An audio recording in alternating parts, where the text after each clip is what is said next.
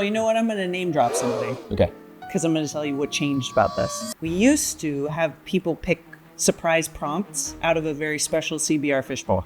Schwarzenegger said to me, first of all, you shouldn't even tell me what to draw. Nice. This is the reveal. When That's you say, a big okay, reveal. Let's see it. Then we reveal it. You've right? seen my show. Exactly. Can celebrities talk about their art while making art? Let's find out. This is CBR Presents Draw. This is Draw, and if you don't recognize this guy, what cave have you been living in? Because Neal McDonough's in everything. I try to. Well, at least my wife's also my manager, and I think she likes me on the road quite a bit. That's why I work so much. You know, honey, I got another movie for you. It's in Bangladesh. You're gonna love it. It's great. We're just gonna start drawing. Okay. Whatever's in your brain. You know, I haven't drawn in such a long time. It just feels kind of fun just to escape for a moment and not think about anything except for just drawing, isn't it? Right. Do you find that that's true when you act, or is it that you're doing your job and you're very focused and... Nothing exists. There was this great, For the Love of the Game, a great movie that Kevin Costner did years ago. Yes. He has this moment where he's getting screamed. He's a pitcher for the Tigers. This is his last game, and he's there. Chaplain, you're a bum, you stink, you can't pay. All the New York fans are just getting in him. And then he says, clear the mechanism. And then all of a sudden, wow, all the sound goes away, nothing exists. And that's the same with me when it comes to acting. It's, you know, I'm much more of a shy, introverted person in real life. I have to manufacture being so outgoing. I've always been very good at creating that character who can be outgoing. I always say I give great 30 seconds. Yeah, but after that, I'm not so comfortable talking about myself. Yeah. But you give me dialogue, and you could put a camera in front of me. I just kind of get lost in my characters, and nothing really exists. Gotta have some birds. I feel like Add some birds. Birds. We can dub that as sound in later. That's right. Very good sound work. Costner is like your guy too. Like you've done a few things with him. Costner's awesome. How has it changed working with him over the years? More recently, you were with him in Yellowstone. Do you sense like a difference in his work, or were you different? I think that Kevin is exactly who he is, and he's always been that way. I think I'm the exact same. I think with age comes more confidence, perhaps, or more knowledge and such. And I think that the older he gets, kind of like the older I get, the more appreciative I am of everything that God's given me and all the gifts that I have in my life. So I think you become much more relaxed and you have to get things done. I don't know, it's strange, but I think you mellow out with age maybe, and you just appreciate this is my life. I can't really share much more than this. No, you're gonna have to add to it. I have to, okay. Embellish. When I was thinking about you, I was like, so you've had those eyes your whole life. They're contacts, they're fake. Get in here. I always say my mother is half Husky, half Irish. I always say that my mom was 1/18 My Little Pony. Oh, that's good too. That'll work. I like that. Do you ever look back at your old stuff? No. Are you ever like, I was in Darkman? Like, I've never seen Darkman. Really? You're only hurting yourself. It's such a good movie. I don't watch what I'm in. Really? Yeah. So that means you don't watch like 85% of movies because you're in everything.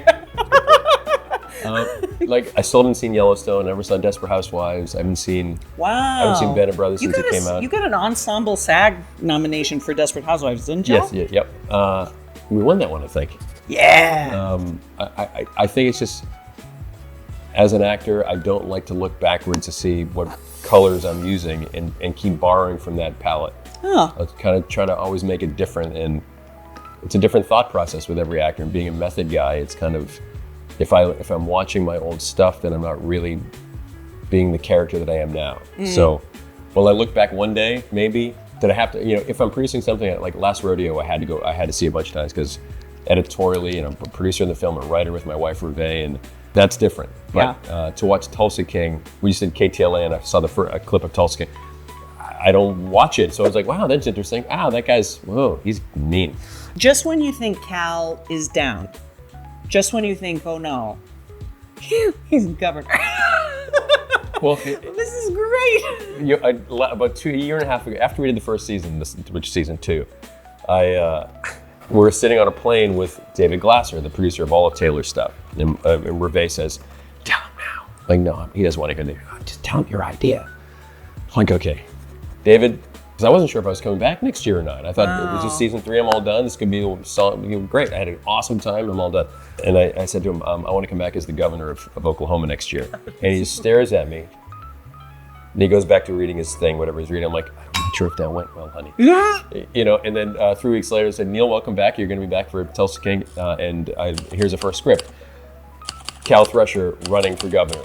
I was like, yes! And so this whole last season is me building up to becoming the governor, and then what happens thereafter. It's just, I couldn't be happier. It's so awesome. Look at you. Said you were done. I knew you weren't done. Can't be perfect. I'm a little great. Still green. A little happy great. Happy green. What are you most excited about? Like, do you have more ideas? And like for Cal, like, because he can clearly complete world domination. I think presidency is next. I think it's going to be Tulsa King to Washington King, and I become the king of the next president of the great state. I'll go right to the president of the United States of America. It's so fun to Or watch. UN. Why don't go to the UN?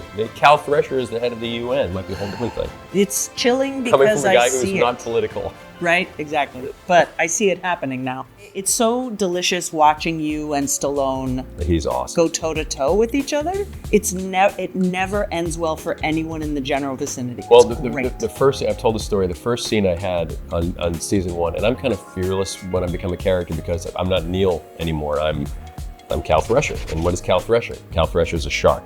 And Cal Thresher has fear of no one. So the first scene I had, my wife Reve is in Video Village with a couple buddies of mine. And I come up with this idea halfway through the take where Stallone's here and the scene is written pro Manfredi. And I want to turn it to make it pro Thresher, because that's who I am. So he starts getting in my face and almost in front of Sly in the take. And I can see his veins popping in his eyeballs. He's like, I can read his mouth. And he's just getting so pissed off. And they say cut, and I go back, back to Reve in Video Village. I'm like, honey, what did you think? You can't do that. Yeah. You're gonna get fired. This is a first take, and you're making fun of Stallone. All of a sudden, Stallone comes around the corner, and I'm like, oh shh.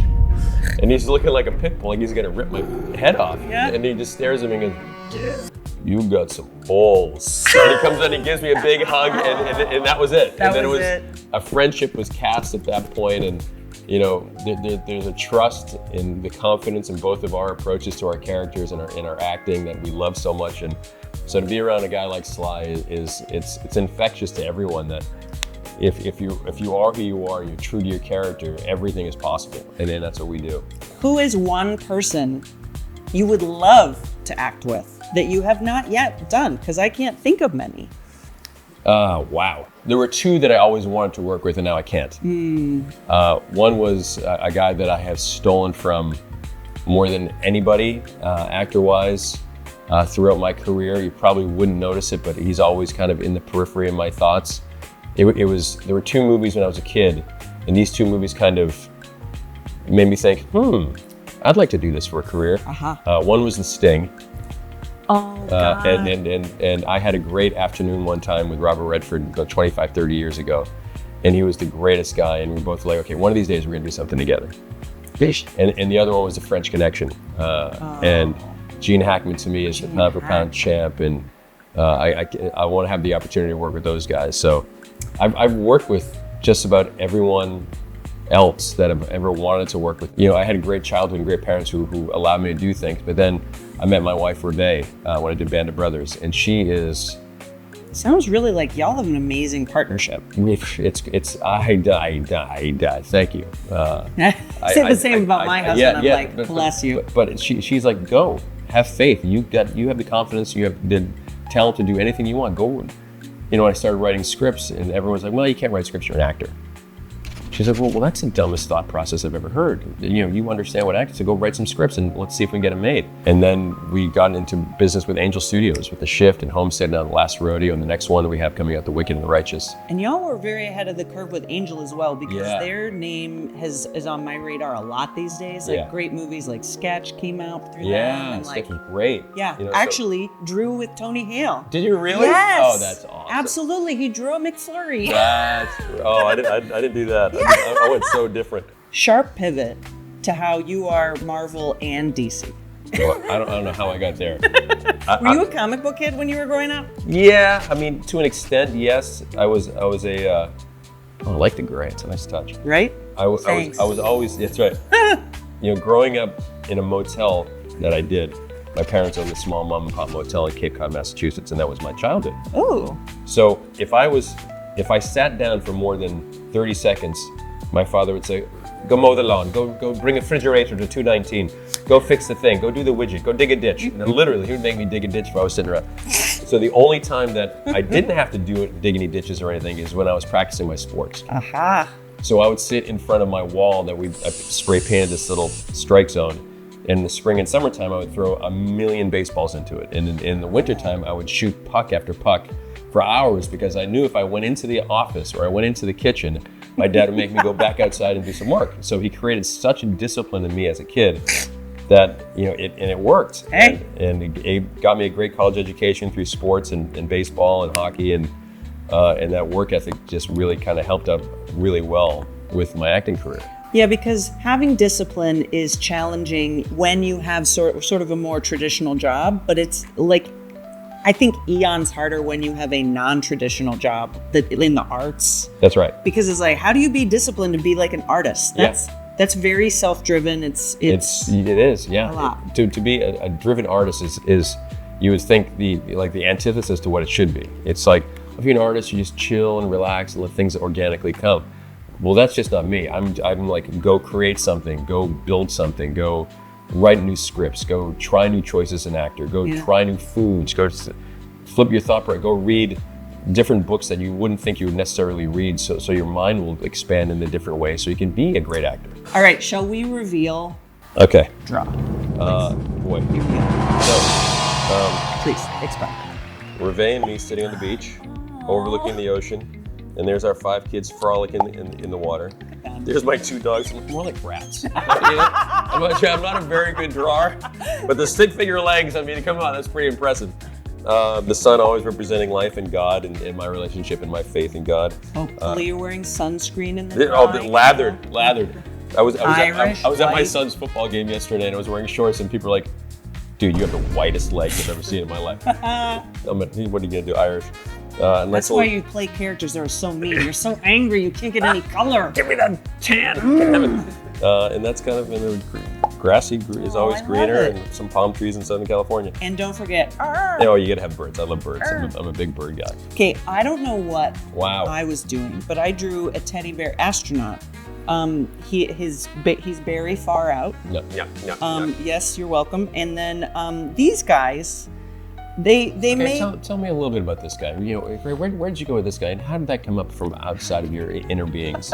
What is that? Okay, I'll be honest and Right. say that I was literally drawing that when you were talking about doing your chores and how you were forced to do stuff when you didn't want to. Interesting. So this little guy, I'm gonna call him Chori. Chori. I like Chori. And Forever he- Chori, I wouldn't be here right now. But the thing about Chori is that he looks, you're sort of thinking wide-eyed, he has big teeth, he's very frightening looking, but he's actually just trying to give him a hug. He wants to hug the bear astronaut. He's not mean, subverting expectations. Oh, we love Chori. We love Chori. And then his friend, Rory, is also, Cyclops. he doesn't have a mouth, so he's much less threatening. Right. And we are not in space, we are actually just in New York at the CBGB. Oh my gosh, could you imagine? Twist! Oh gosh.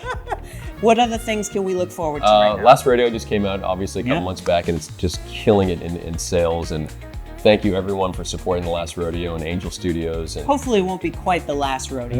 no, I think we're going to do Last Rodeo Part 2. So really looking forward to that and the other projects we have with the amazing, fantastic, phenomenal Angel Studios. So thank you for being on Draw. You can draw another thing that Neal McDonough can do. Oh no. I'm going to frame this one. This is pretty good.